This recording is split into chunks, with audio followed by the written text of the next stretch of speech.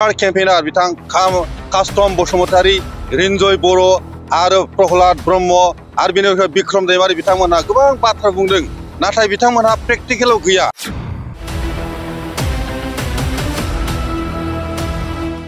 आं बुंदों दिनैनि बिथांमोननि जिथुनाखि मबाइल ससियेल मिडियायाव बुंबाय थानाय बिथांमोनहा बिथा गैया।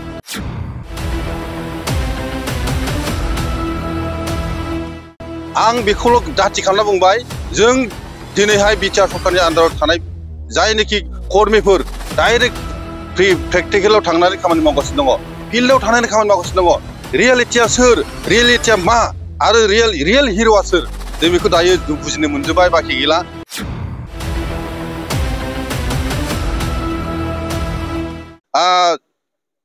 दायो इलेक्सननि समखाय बारहावाफ्रा गुदुं गुदुं बारनायाव जोंनि बिथां अपोजिशन पार्टीनि स्टार केम्पेइनार बिथां कास्टम बसुमतारी, रिन्जय बर' आरो प्रहलाद ब्रह्म आरो बेनि अनगायै बिक्रम दैमारि बिथांमोनहा गोबां बाथ्रा बुंदों, नाथाय बिथांमोनहा प्रेक्टिकेलाव गैया।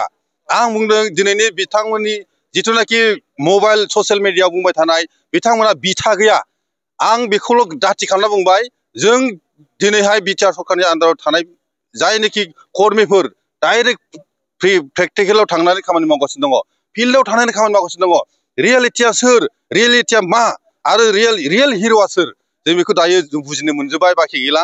बेनिखायनो आङो दिनैनि बे प्रग्रामनि गेजेरजों खावलायदों, इयुथ्सफोरखौ आङो इन्सपाइरेसन खालामनायनि गेजेरजों खावलायदों, नोंथांमोनहा बे ससियेल मिडियायाव मोननाय, ससियेल मिडियायाव खोनानाय कास्टम बसुमतारी, रिन्जय बर', प्रहलाद ब्रह्म आरो बिक्रम दैमारिमोननि रावा बियो बिथा गैया, बियो बिथालेस। बेनिखायनो नोंथांमोना बेखौ मेलेमाव सोनाङा। रियेल हिर'आ प्रमद बर'सो, रियेल हिर'आ Bodoland foundation for youths, real फाउन्डेसना फार्मार सेल, रियेल फाउन्डेसना दायो बर्थमाननि जाय प्रेक्टिकेल खामानि मावगासिनो दं गोरिब गुन्द्रानि थाखाय, सोलोंथाइनि थाखाय, आबादनि थाखाय, गोबांथार स्कुल कलेज इनफ्रास्ट्राक्चारनि थाखाय जाय खामानि मावबाय थादों बिसोर रियेल हिर'। बेनिखायनो नोंनिफ्राय गुरै खावलायनाय, जाहाथे बै बिथांमोननि ससियेल मिडियायाव मोननाय रं प्रपागेन्डा, पलिटिकेल प्रपागेन्डाखौ खोनासंनाङा, बेखौ डिलिट खालाम। बे गुरै खावलायनाय बेखिनियानो।